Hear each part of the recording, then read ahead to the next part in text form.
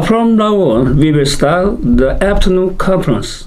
Let me introduce Professor Gyujin Song, who is the professor of Asset and Research Institute and the moderator of this section, titled on COVID-19 and the Future of Free Trade Order. 저는 3세션 사회를 맡은 아세아문제연구원 부원장 송규진입니다. 뜻깊은 행사에 사회를 맡아 정말 영광입니다. 저는 한국 무역사를 전공하고 있어 이 주제에 대해서 굉장한 관심을 가지고 있고 발표와 토론을 통해 많은 것을 배울 수 있을 것 같습니다. 첫 번째 발표자는 국립대학교 외교학과의 청민차이 교수입니다. 또 토론자는 아세아문제연구원 이정남 교수입니다. Hi, this is Xiongmin Cai, professor and chair of Political Science Department at National Cheng University in Taiwan. I am very honored to be invited to join this video conference on the issues about COVID-19. Today, I'm going to share my 2 cents on the economic situation in Asia. So, let me share my PowerPoint slide first. The topic of my presentation is the economic prospects and trade development in East Asia during COVID-19 and the future. So first of all, let's take a look at the economic outlook for East Asia. So these are the GDP growth rate in the past few months since 2019, the Q1 of 2019. So clearly you can see that almost every country has a positive growth rate in the past few quarters till the pandemic has rampant in early 2020. And the China, Japan, South Korea, and Taiwan. So the number shows that China has over 6% of economic growth since 2019, Q1 of 2019, till the Q1 of 2020, when the COVID-19 was spreading out first in Wuhan and then in other cities in China. So that quarter, China's growth rate has been decreased by 6.8%. In the meanwhile, Taiwan, South Korea, and ASEAN countries were still enjoying a positive growth rate. But only Japan has a little bit negative growth rate number with 1.8, negative minus 1.8. But when it went to the Q2, China has rebounded to positive growth rate, while other countries has been decreasing significantly. Well, Taiwan was decreasing by not even 1%, but look at South Korea and Japan and ASEAN countries. They have been suffering from economic recession greatly. And this is the more detailed number about the growth rate in individual countries. Since January 2018, China has been enjoying the growth rate over 6% till early 2020. But there is only one quarter they suffered from a minus growth rate, which was the minus 6.8 in the Q1 of 2020. But they came back very quickly, and they just announced their economic number in Q3, which is the 44.9%. They performed pretty well, especially during the pandemic is still rampanting, not even stopped. And Taiwan, our economic growth rate is okay. It's stumbling, but still positive from July 2017 till the early 2020. We have the best about 3.7 and 3.6, and some not that good years, we still enjoyed 1.97. It's almost 2, 1.84, almost 2. And the second quarter of 2020, we were minus 0.58. And this is South Korea. They have been enjoying the growth rate over just roughly around 2, but till the COVID-19 has been spreading out, the economic growth rate has been decreasing by minus 2.7. And then is Japan. Even though their growth rate has been keeping a very low level for a long while, but still a little bit over zero or just around zero. But when the disease has been spreading out, it suffered greatly, especially the second quarter of 2020. The economic growth rate has been decreased by almost 10% in Japan. And this is ASEAN countries in 2019. You will see most of them, some of them are over six, most of them are between 3% and 6%, but at least they enjoy 0 to 3%, which means the positive growth rate. And this is the ASEAN countries in 2020. And obviously, you can see the whole situation has been worsening, and not very many countries over zero, which means positive, and most of them are just around like 0 to minus 3% or less than, even less than 3%. So, but if we look into the export and import, and interestingly, when the time went to the second quarter of 2020, the export and import have been increasing in China. And in Taiwan, it's first increased, but then decreased a little bit. And South Korea, they have been stumbling, but after just roughly August, the whole situation has been improving. Both exports and imports are increasing. Japan, even though they have been suffering greatly from the pandemic and the economic numbers were not very good, the growth rate was not very good. But since August and September, the both exports sector and the import sector in Japan have been improving. So the ASEAN countries, you can see, um, basically these countries, Philippines, Singapore, Thailand, Indonesia, Malaysia, and Vietnam, they have been increasing in the past few months. So of course, after suffering greatly from the pandemic, but the whole situation right now seems to be improving and becoming better. So interestingly, if we look at the exchange rates, China, Taiwan, South Korea, and Japan, all of them, the exchange rate, the, all of their currencies has been appreciating, even though their economic performance had been decreasing at a varied rate. But generally speaking, all of their economic performance has been not good for a while. But in the meanwhile, let's look back to China, Taiwan, South Korea, and Japan. All of us, all of our currencies have been appreciating. So that means when our export and import sector has been improving just for a few months, not very long ago, but our currencies have been appreciating for at least half a year. So I think that's the situation, not only which means our situation in Asia is actually being affected by something outside Asia, which means the economic situation in the US and the European countries, EU countries, which means the whole during the globalization era, the economic situation, economic performance was not limited in by only one country, domestic market, but also by the global market. So even though we have the regional market and we don't really perform very well, but relatively speaking, we were still better than our um, American friends and European friends.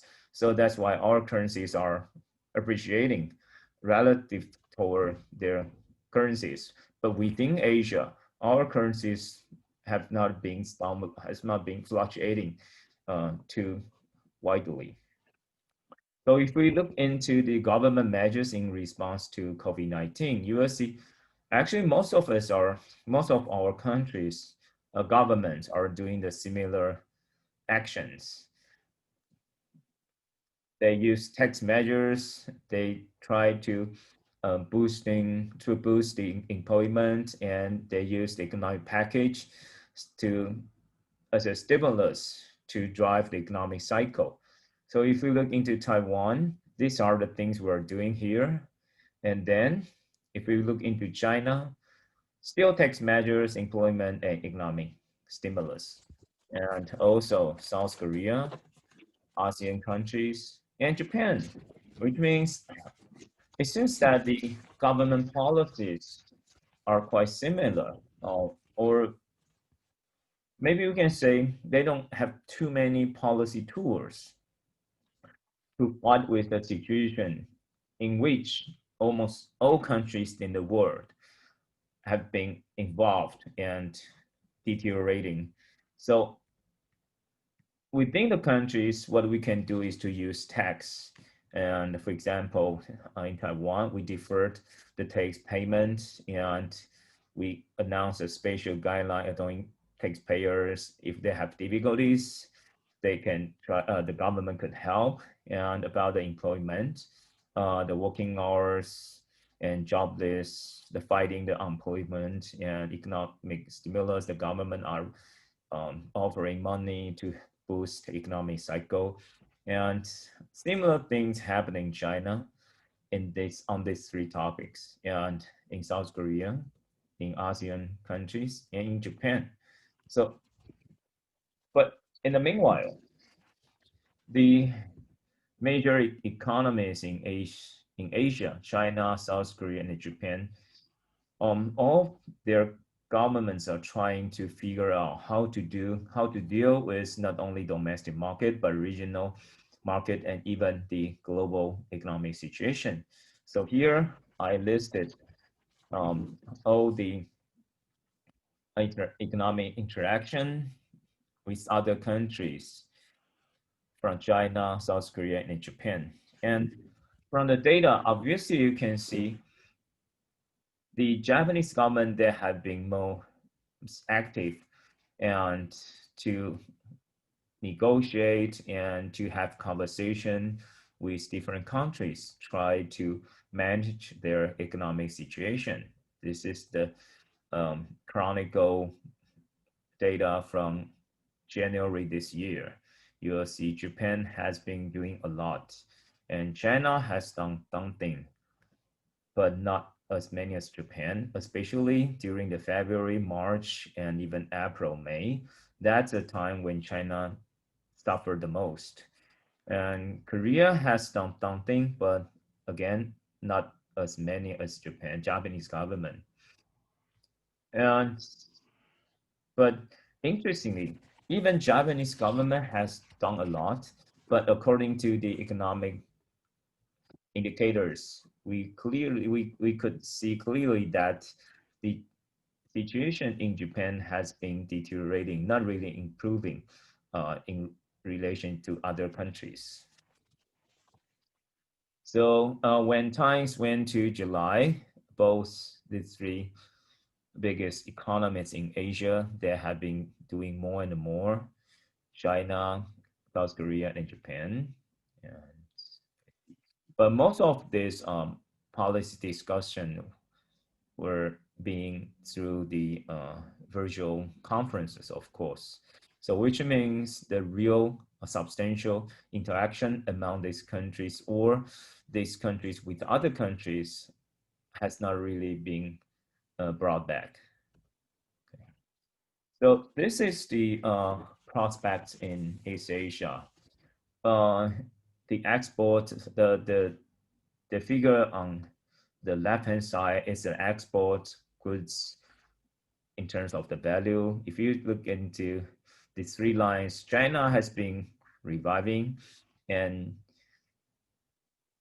if we exclude China, and all three lines are getting better, and the net non-resident purchase of yen stock market and bonds, China is doing good and improving, and the developing EAP excluding China is fine.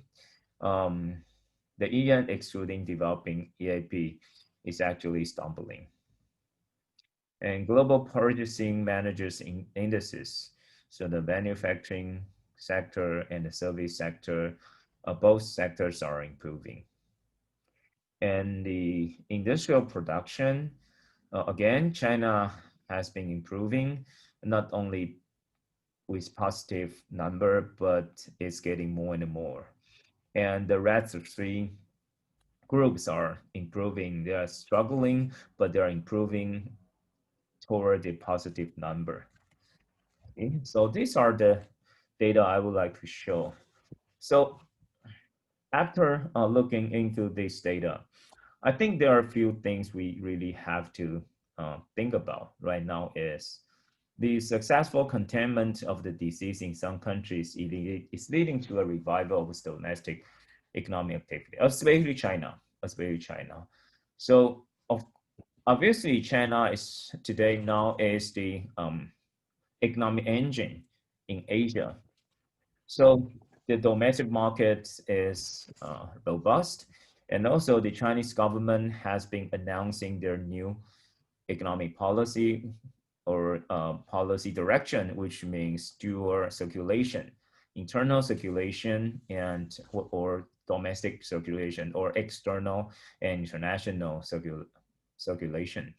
Then they try to improve or to expand their domestic market first, and then in order to balance the loss of their international market. But then gradually they want to have a spillover effect to make this domestic markets, the gain of domestic market to help um, revive the international market. So they have a very complicated idea about the internal and external circulation, how they interact with each other. But basically, it's based on the internal circulation, which is the Chinese domestic market. When the whole international market, the prospect of international market is still very gloomy, especially the American market and the European market. But how about the nature of a highly dependent economy in East Asia would influence the recovery? So from the data, we can see that within East Asia, for these important economies, they look okay, not very good, but at least they look are they're kind of like going toward a positive direction. So even Japan, which is the one suffered the most. But how about other countries, especially these Southeast Asian countries? From the economic growth rate data, we can see they are still quite suffering. Some of them are having the growth rate between 0 and -3, and some of the rest of them have the growth rate of between -3 and even lower. So in Asia, how can we really have a trade development with each other to help with each other? I think that's the main thing. Or of course, right now China has been developing a very robust economic uh, performance now. So, but we couldn't really put all eggs in the basket of China. So we still have to look into other countries. And the global uncertainty still hinders domestic and foreign investment. I put question mark is here now is just because the US economy and EU economic situation will still heavily will have an important impact over Asian economy, and not only for individual countries, but for the region in general. And of course, we are now waiting for a arrival of a vaccine, and we expect to see the continued recovery in the region and normalization of activities in the major economies. But what is the how fast we can get back to a decent situation, or how fast we can have the vaccine. I think these are still the um, unknown questions. So we want to have them as soon as possible, but obviously these are not things we can decide.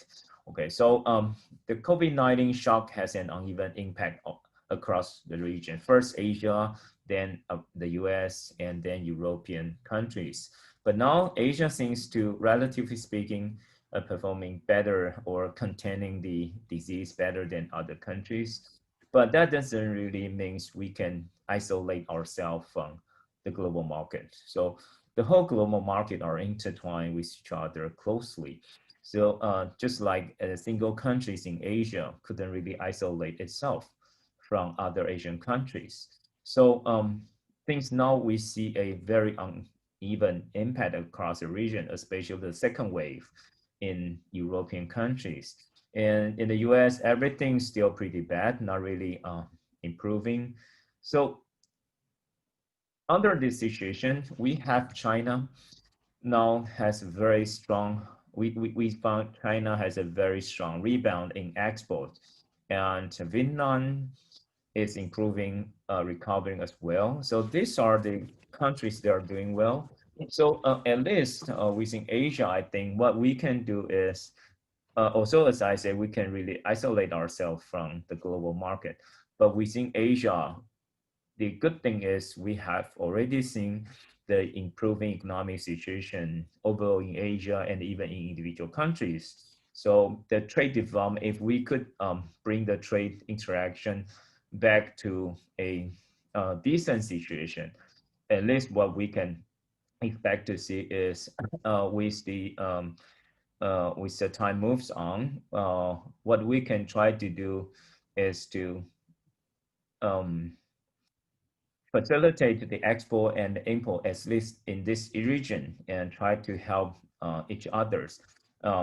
Then I think, although we may not go back to the normal situation before the pandemic, but at least we could work together to survive during this pandemic period. Okay, these are my 2 cents. Thank you for your listening. So again, I was very honored to be invited and hope my presentation shares you some ideas, and I look forward to having your comments. Thank you. Bye-bye.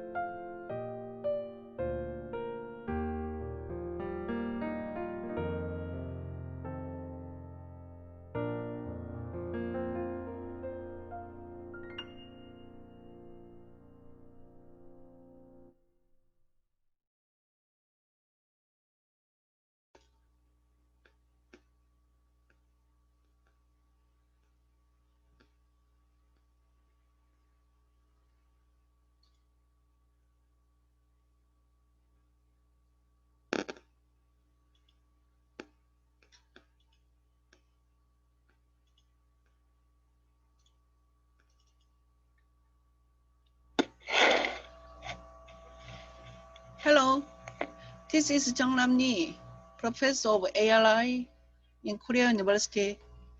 It's my honor to participate in such a great conference. I will discuss Professor Chai's PPT presentation, the economic prospect and the trade development in East Asia during COVID-19 and the future. Professor Chai's presentation includes government measures in response to COVID-19, the progress of regional economic integration in East Asia, as well as GDP growth rate, export and import growth rate, and exchange rate of East Asian countries during a pandemic crisis. Overall, contents of Professor Chai's presentation help me understand the impact of COVID-19 the East Asian economy. I think the following 2 points are particularly important in Professor Chai's presentation. The first is that the different pace of revival of domestic economic activity among East Asian countries.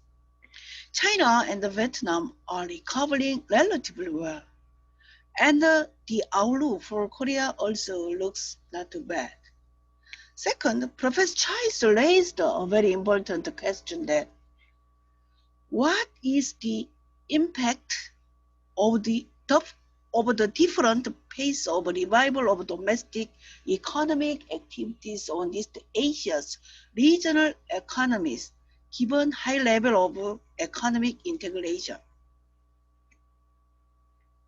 Taking note of these 2 points, I would like to give you 3 or so comment or question.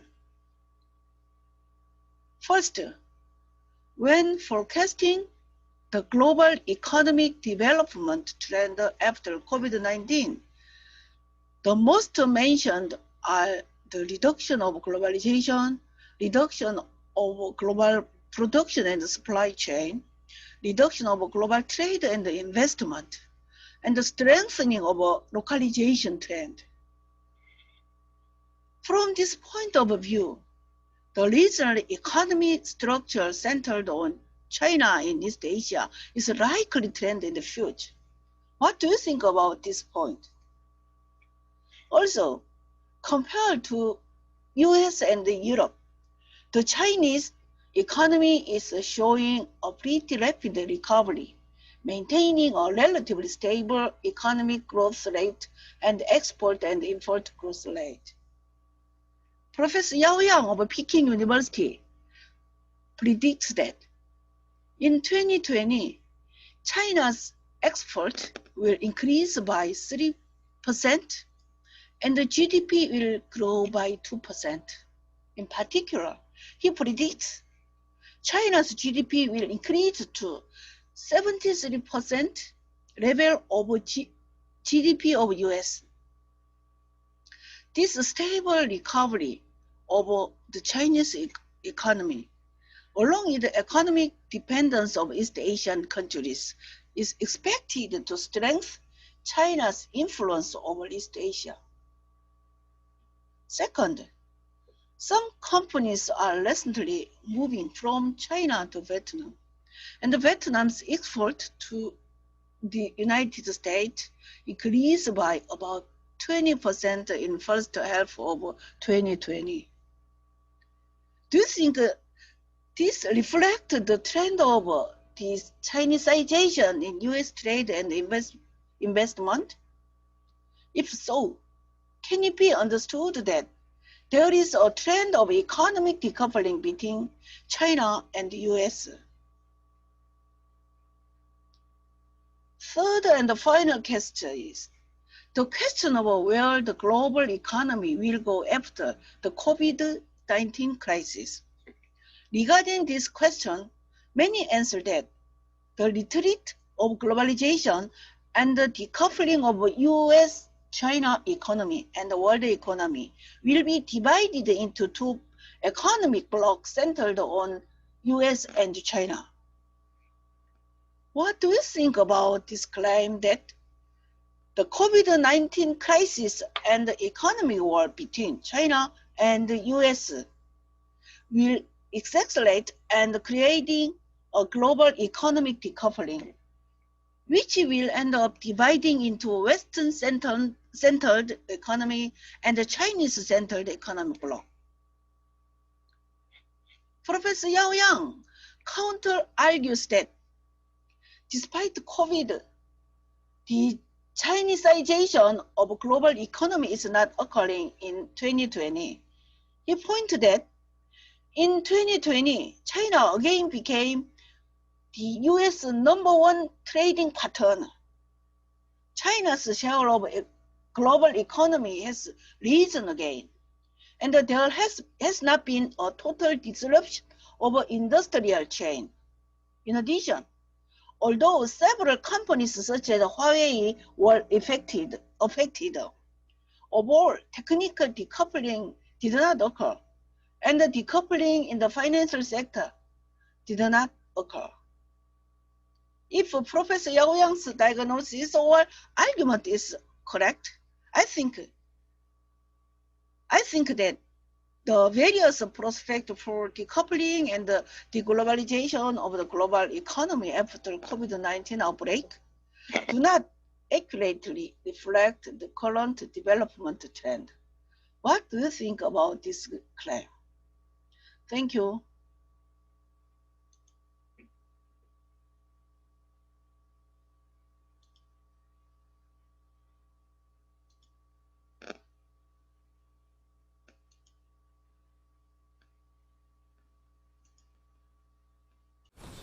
두 번째 발표자는 아세아문제연구원 기믹수 원장입니다.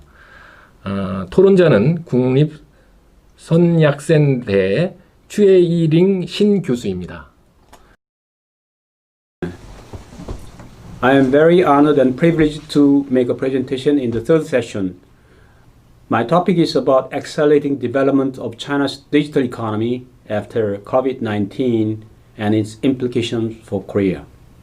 My presentation is composed of five chapters, but because of time constraint, I will skip the first chapter, which is the general introduction of the current status of China's digital economy and international status. And I will skip the first chapter, but I will introduce the general synopsis of the first chapter.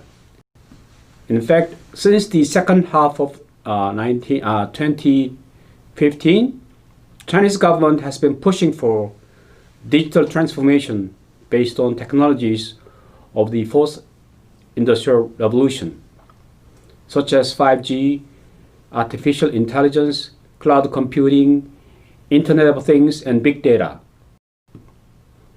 The Chinese government's policy efforts on digital transformation began to accelerate at the end of 2019 with the spread of COVID-19 pandemic. This means that the COVID-19 crisis, along with the US-China competition for technological hegemony, is perceived by China as a strategic opportunity for the development of the digital economy. As a matter of fact, the Chinese government has begun to expand new infrastructure such as 5G telecommunication network, smart logistics, and fintech, and then encouraged private companies to participate in the digital infrastructure construction projects. Private ICT companies have expanded their investments in related service industries such as big data analysis and processing to expand the digital ecosystem related to mobile platforms, where market demand is rapidly increasing. As a result, China's untapped business industry of non-face-to-face trading methods such as telemedicine, healthcare, telecommunicating, and online education has been given a momentum for rapid development. And related models such as mobile commerce and fintech have become the driving force behind China's rapid economic growth. In addition, as the United States government tightened the sanctions on leading companies such as Huawei, TikTok, and Shanghai SMIC. Private IT companies have accelerated the development of their own core technologies, raw materials, components in semiconductors and OLEDs. So I generally introduced what is going on in China against the US pressure and sanctions. In addition, the advent of COVID-19 actually facilitated China's effort to develop fourth industry revolution area, including the AI and big data. So I will go deep into the second chapter, introducing the general development trend of digital economy in China after COVID-19. Actually, a famous scholar in Renmin University announced 10 major trends of Chinese economy after the COVID-19. So he selected 10 major trends. I will not go over all these details of the 10 major trends, but I will just summarize the major trends. First, characteristic features of the 10 major trend is hyperconnectivity. By hyperconnectivity, we mean a very strong social consensus that data connection and communication across classes, regions, systems, and organizations are very important to make a foundation for social management and urgent public affairs. In addition, introduction of digital currency, notably the central bank digital currency info, or CBDC in short, actually is coined by the Central Bank of China, People's Bank of China, and may be introduced by the end of 2022. So the introduction of digital currency actually is facilitating the competition for digital currency in the Northeast Asian region. Fourthly, security in the digital economy. As the data becomes important to each country involved in the digital transformation, China and many other countries in Northeast Asia were very keen to protect the data sensitivity across the border. So they localized the possession of data, and they would not allow foreign firms in China to export the data to their homeland countries. So this actually provided some restrictions on the future development of data economy across the border. Fifth trend is about the evolution of platform economy.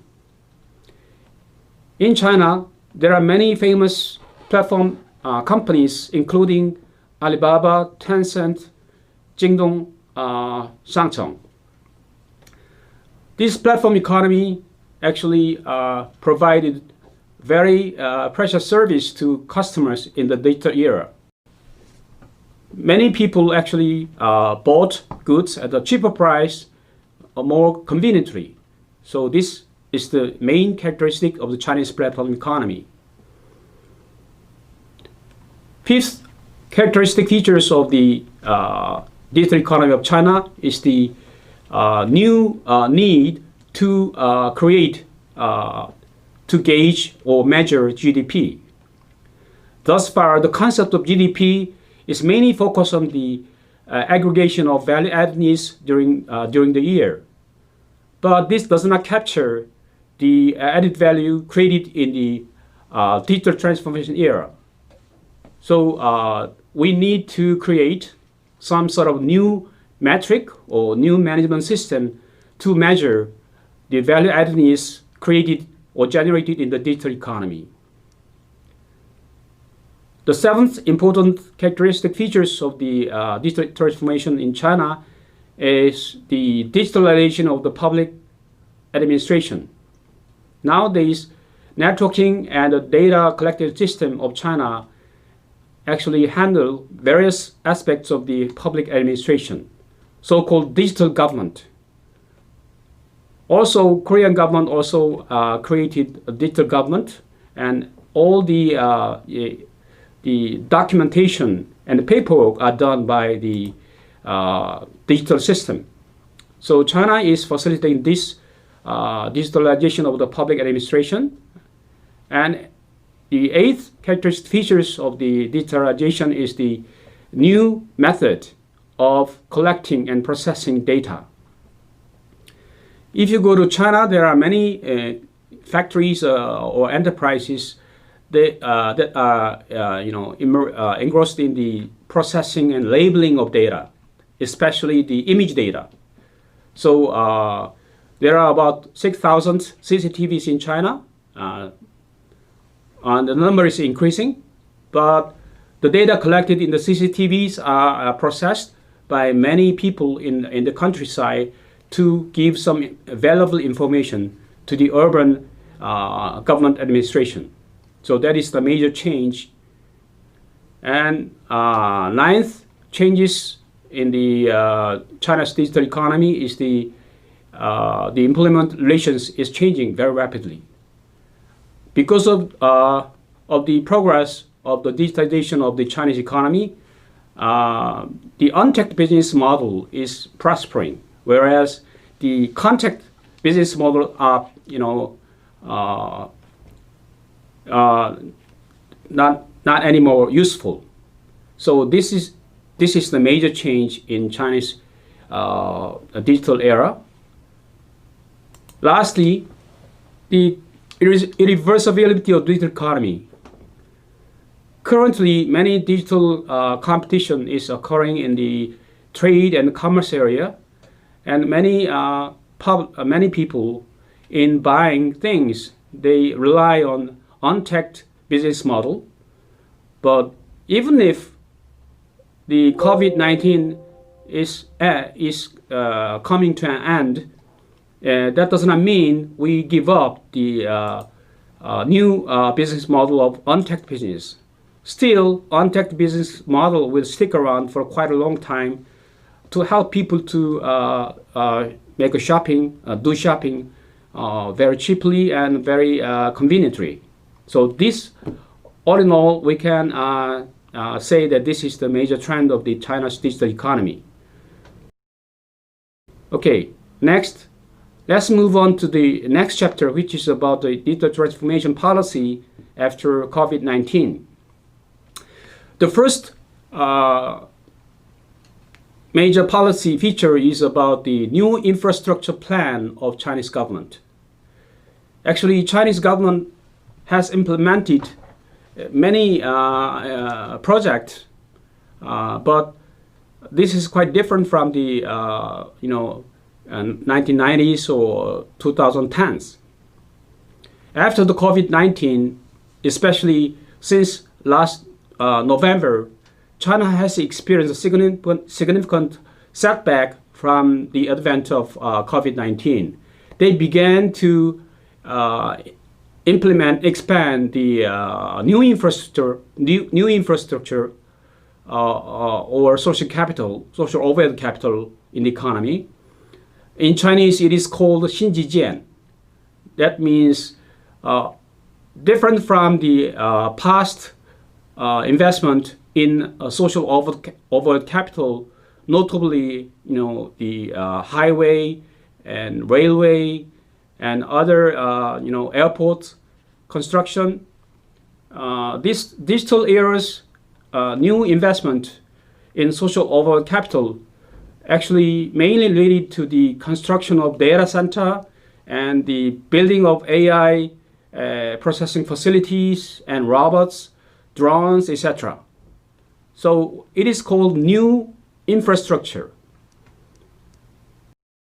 The following table, titled Three-Tier Dimensions of China's New Infrastructure, explains the three different dimensions of China's infrastructure development investment.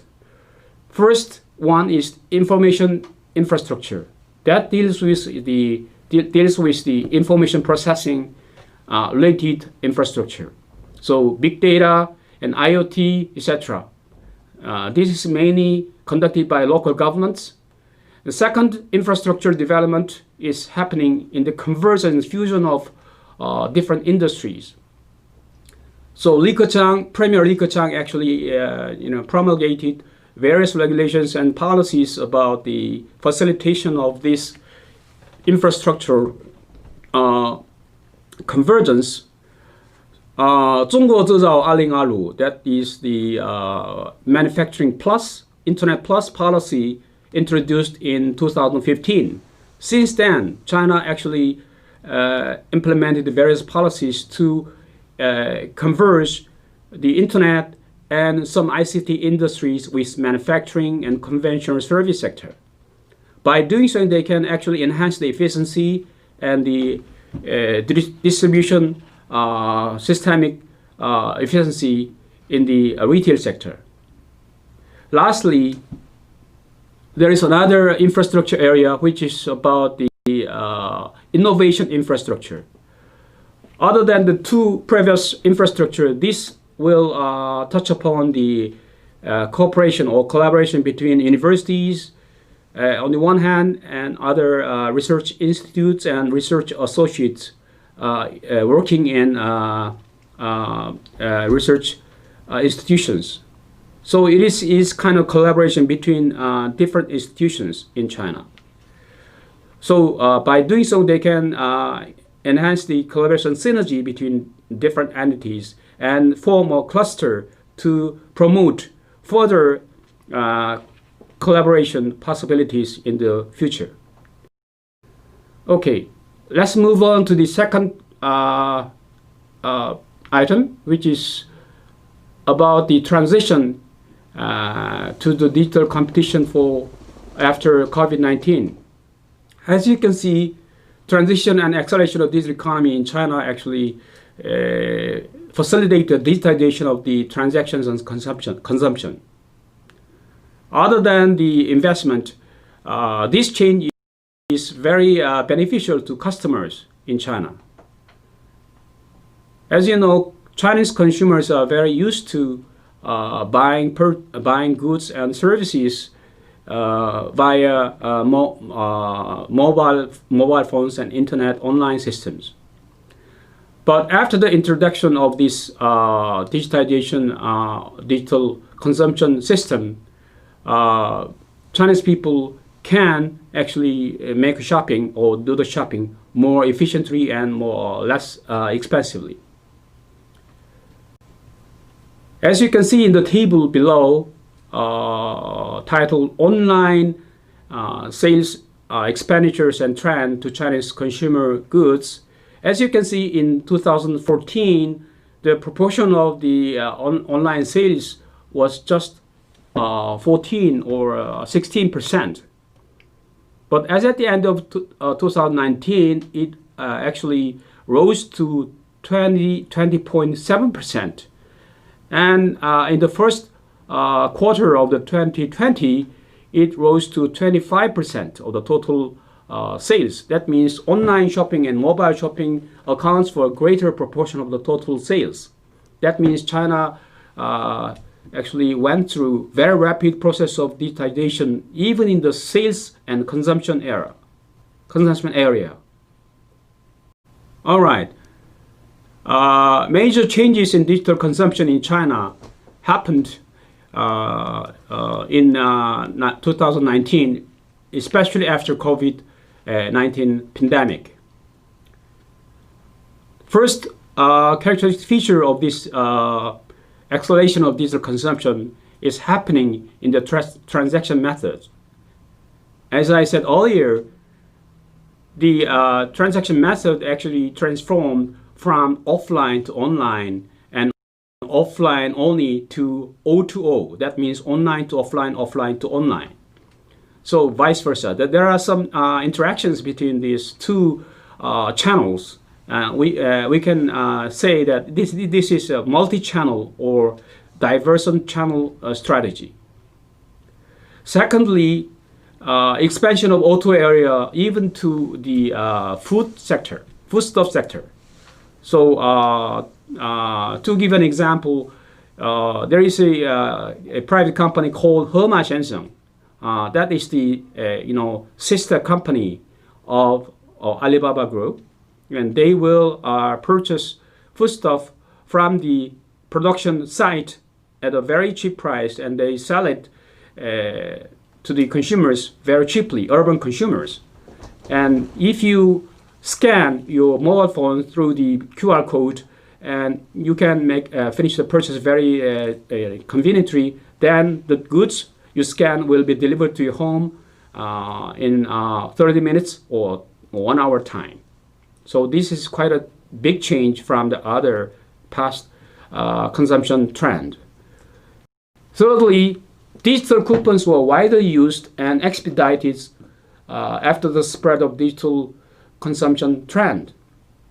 Particularly if you look at the Hangzhou city, which is in Zhejiang province, they actually issued digital coupons so that people can consume these digital coupons at the discount of the full price. If you use that digital coupons, it's not the paper coupons, it's digital coupons already actually integrated in your mobile phones. Once you scan the digital coupons, there you can get the 30% to 40% discount from the full price of the goods you purchase. Secondly, there is another example of Hangzhou Department of Commerce. They issued about 2 billion yuan of digital coupons, which triggered almost 10 times the value of the digital coupons. That means if you issue 1 million yuan of digital coupons, that may create or generate 10 times bigger. That means 10 million yuan of consumption to the general public. So there is a multiplier effect. So that is the big change from the past. Having said that, now we can move on to the market opportunities and the future of business strategies for Korean companies. I've explained the various aspects of China's digitalization in production as well as in consumption. But having said that, I can say that we have to find some business strategies to actually take advantage of these market opportunities, and we have to expand our efforts to tap untapped market. First, I will talk about business opportunities open to Chinese companies after this Chinese digital transformation trend. All right, let's move on to next slide. Business opportunities will be created in the area of digital transformation. First of all, e-commerce. So e-commerce is the most popular area Chinese consumers will rely on, but at the same time, it gives a great opportunity to Korean companies who want to make inroads into China. By using multi-channel, especially online and mobile channels, they can expand the market opportunity already developed in offline area and diversify into online area. But so far, many Korean groups, including Lotte or Shinsegae or E-Mart, did not actually take advantage of these online opportunities. So the result, a consequence was that they actually pulled out of China market and they failed. The main reason for failure is that they did not fully utilize the market opportunities related to online and multi-channel retail sector. Especially, you can see the big change in Chinese communities relying on live commerce. By live commerce, I mean mainly sort of newly emerging consumer trend. And the trend is very similar to home shopping, but the vehicle is not TV, but the vehicle using this live commerce is the mobile phone. So if you actually upload your app about live commerce, by using that app, you can actually bargain with the supplier or sellers in the mobile phone. They can actually negotiate about the possible discount of the product or service.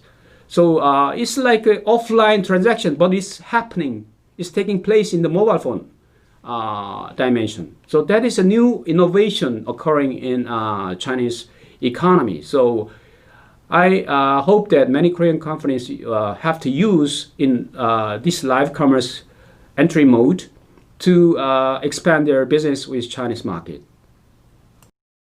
Okay, having said that, let's now move on to the possibility of collaboration with China. But I have emphasized so many aspects of benefits or opportunities created by the digitization of Chinese economy, but we also have to be aware of some growing risk associated with the Chinese digitization. First of all, we have to face increasing exposure in business with Chinese indigenous firms. Many Chinese local firms or local medium-sized banks are going into bankrupt, or sometimes they actually fall down.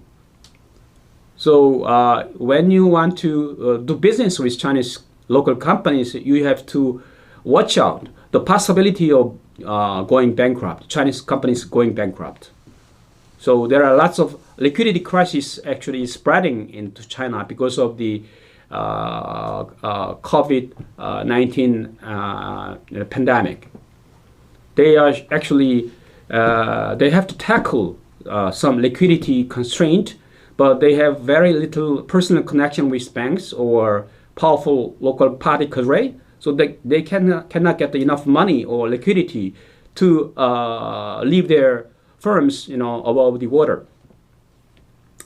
Secondly, there is illegal business practices or notorious non-tariff barrier in the Chinese economy. So you have to overcome these barriers. It is not tariff barrier; it's non-tariff barrier. So through the eyes of many Korean companies, it's not visible, it's not tangible, but there exists very thick barriers to inland domestic market.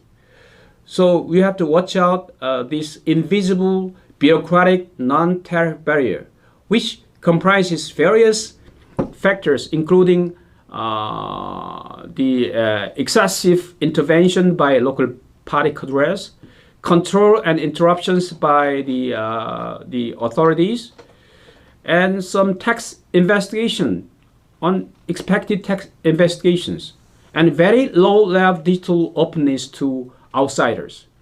While digital convenience is open to Chinese companies and Chinese organizations, but they are not very open to foreign invested enterprises.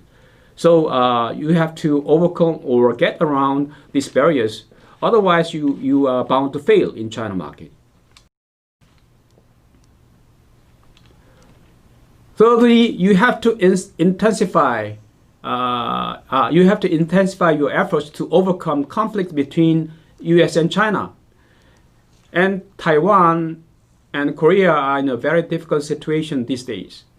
To select one big economy between the United States and China, you are forced to choose one, but we cannot choose one, given the situation that China, we relying on China for economics and market, and we are relying on the United States for politics, defense, and diplomacy. So U.S. and China are two important partners to Korea. We cannot give up, either of them. So we have to be neutral. We want us to be neutral, but we are forced to choose one G1 country. That is a dilemma faced by our country. But given this difficult situation, I think we need to collaborate with each other to tackle this difficult dilemma. From the perspective of Korean and Taiwan companies, this trend of digitalization occurring in Chinese economy serves as a double-edged sword, as I say. First of all, Korean and Taiwanese companies will be able to enjoy market opportunities on the one hand. That is mainly due to increased demand in China of imports for memory and non-memory semiconductors, OLEDs, and display parts. In addition, for the relatively competitive healthcare and medical equipment sectors, Korea is very competitive, and we can make investment or export to China market, and the volume will be increased in the near future. All right, and but the China's digitalization is also give us risk factor. The benefits of China's economic exchange may be one day be offset by the rising geopolitical risks from the country. In other words, accelerating China's digital transformation will change the picture or trade-off relationship between the benefits and risks of economic exchanges with China. Therefore, once foreign invested firms enter into China market, it may be very difficult for them to get out of the China market, and they may fall into a trap that is hard to escape. The Export Control Act, for example, it is scheduled to go into effect in December this year. It has already touched off concerns about China risks.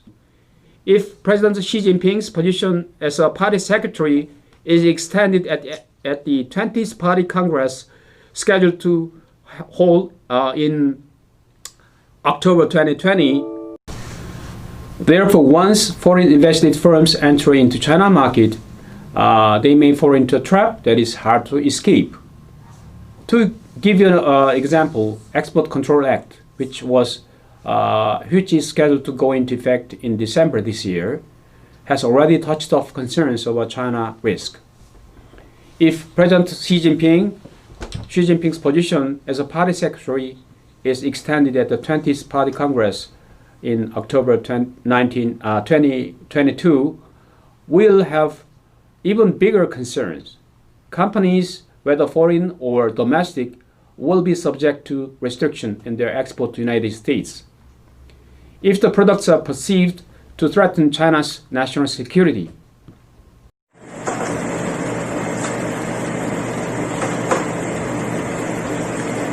It's my honor to be part of this conference on the topic of COVID-19 and free trade. I appreciate the privilege to read Dr. Kim's presentation on digital economy in China. I fully agree with Dr. Kim that global economy has been going through major transformation driven by digital technology. The outbreak of COVID-19 accelerates economic digitalization further. COVID-19 boosts a new pattern of low contact economy, and therefore it would encourage business to move more and more of their operations online. Companies equipped with COVID-19 boosts a new pattern of low contact economy, and therefore it would encourage business to move more and more of their operations online. Companies equipped with some digitalized capacity could not only survive but thrive through COVID-19. The Chinese digital economy in particular enjoys significant growth.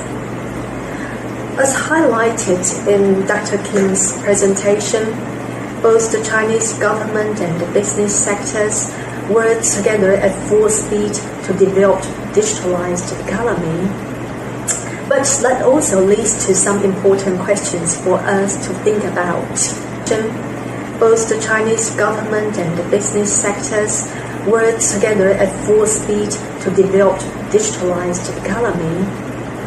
But that also leads to some important questions for us to think about. Well, the first question: what are the policy implications of China's effort to enhance its digital economic capacity? Does economic digitalization further promote international free trade or not? So let's start with the first question. China's development of its digital economic capacity does contain some important policy implications, which could be understood in three different dimensions. Politically, it implies stronger state dominance over business and society. A digital economy, by nature, is an industry of monopoly and relies on state endorsement. The power and influence of state will be then more consolidated in this context. Economically, development of digital economy would allow China to strengthen its national economic security. Take China Electronics Corporation, for example. This centrally controlled state-owned company of China Electronic Corporation just recently ventured into cloud computing. And its major goal is to guarantee the safety of government and companies' digital transformation, especially at a time when China is under the threat of the United States. Financially, digital economy also implies Chinese efforts to look to financial autonomy and greater influence. The recent introduction of DCEP, digital renminbi, is something worth talking about. According to the Deputy Governor of People's Bank of China, the introduction of DCEP, digital renminbi, is created to serve the Chinese economic policy of the so-called dual circulation and equip China with fintech innovation and construction of independent and high-quality financial infrastructure. Besides, since COVID-19 has boosted digital transactions and so accelerated the world's move away from paper money, the issue of digital renminbi could put China in the lead of future of payments. World's move away from paper money, the issue of digital renminbi could put China in the lead of future of payments. To sum up, in the new era of digital economy, state dominance seems to be inevitable. This not only happens in China.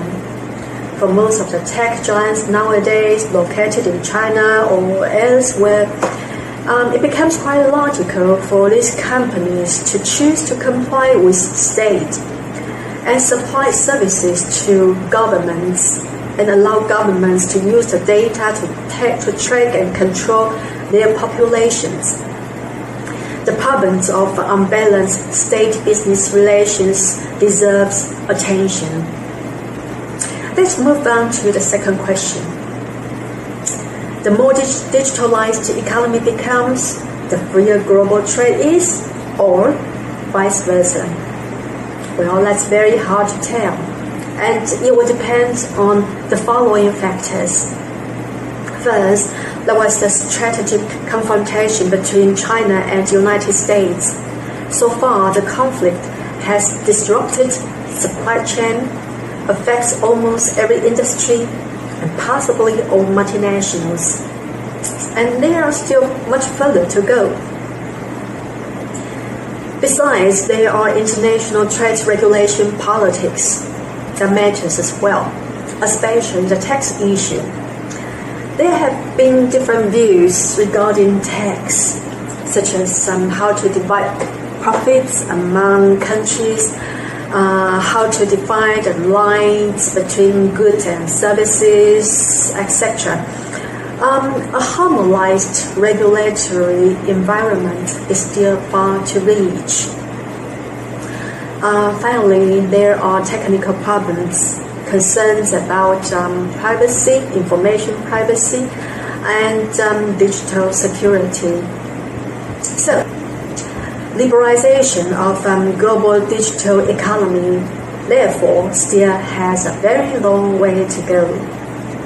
Despite talks and negotiation in WTO, APEC, and OECD, no consensus so far have been reached on a global framework, which could even end up restricting access to the digital economy and widen the digital divide.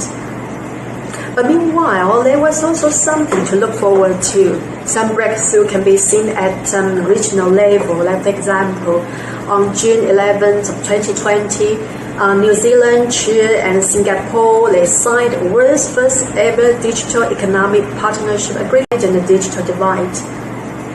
But meanwhile, there was also something to look forward to. Some breakthrough can be seen at regional level. Like, for example, on June 11th of 2020, New Zealand, Chile, and Singapore, they signed the world's first ever digital economic partnership agreement remotely using digital signature.